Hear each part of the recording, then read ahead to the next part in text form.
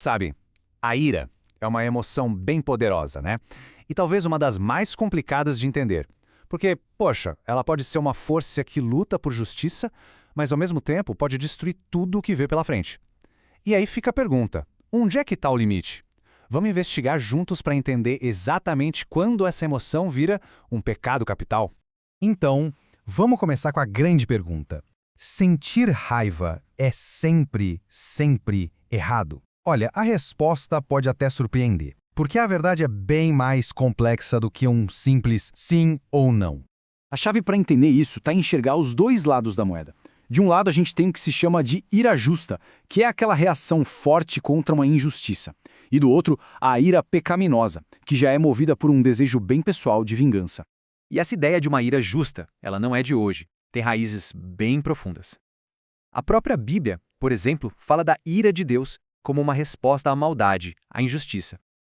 E talvez o exemplo mais famoso seja o de Jesus, que, tomado por uma indignação santa, expulsou os comerciantes do templo de um jeito bem enérgico. E esse pensamento foi reforçado por grandes teólogos como São João Crisóstomo. A frase dele é forte, né? Aquele que não cira quando tem motivo, peca. Isso quer dizer que ficar indiferente diante de uma injustiça clara pode ser, na verdade, a verdadeira falha moral. Às vezes o problema é não sentir raiva. Tá bom. Se a ira pode ser legítima, como é que a gente sabe quando ela passa dos limites? Pois é, existe uma distinção que é absolutamente crucial e está no coração de toda essa discussão. E aqui, olha, chegamos no ponto central da coisa toda. A ira é considerada legítima. Sabe quando? Quando ela é uma reação a uma injustiça que outra pessoa sofreu. É a nossa indignação para defender os outros e não a gente mesmo. Essa é a virada de chave. Mas olha só como a perspectiva muda completamente. Quando a injustiça é contra a gente, aí a regra se inverte. A orientação passa a ser não revidar, mas sim dar a outra face. A ideia é quebrar esse ciclo de retaliação. E por que essa diferença tão grande? A lógica por trás de passagens como essa é que a nossa ira, a ira pessoal, aquela que busca vingança, ela não consegue produzir a verdadeira justiça. Ela está sempre contaminada pelas nossas paixões, pelo nosso ego. Certo, mas como é que uma emoção que pode ser saudável se transforma em algo tão destrutivo? Dá para entender esse processo com uma metáfora muito boa, a de uma inundação emocional. Bom, tudo começa quando a gente sente uma injustiça e o sangue ferve. Isso, na verdade, é um bom sinal, mostra que a gente tem dignidade. O perigo mora no passo seguinte, a tal da inundação emocional. É quando a paixão transborda e literalmente afolga nossa razão. É nesse momento que se perde a cabeça e a lucidez vai embora. Então, o ponto nevrálgico é este. A ira que vira pecado não vem tanto do desejo de justiça, mas de um ego ferido. É o nosso orgulho gritando: "Ei, eu não vou ser tratado desse jeito." A raiz do problema, no fim das contas, é o ego, e não a injustiça em si.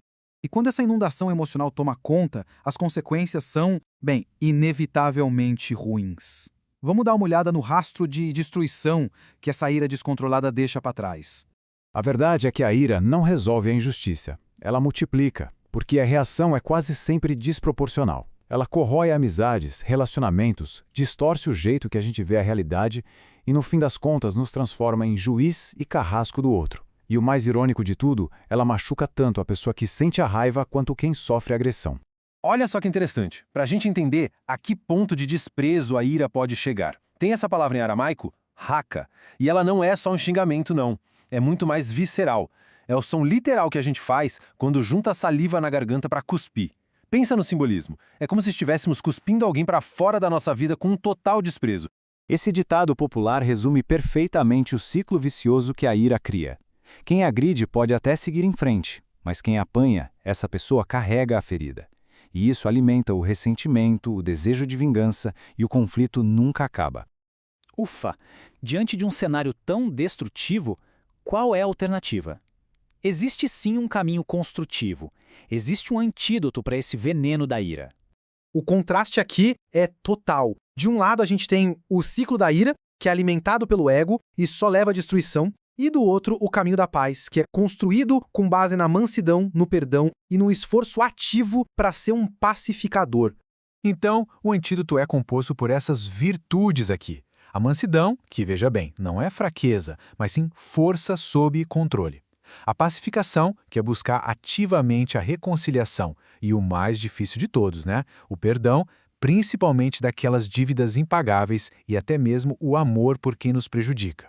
E tudo isso nos deixa com uma pergunta final, que é muito poderosa. O desafio, parece, não é sufocar a nossa indignação contra o mal, é aprender a canalizar essa força de um jeito que construa a justiça, em vez de só multiplicar a destruição. Fica a reflexão. Como a gente pode lutar pelo que é certo sem se tornar exatamente aquilo que a gente combate?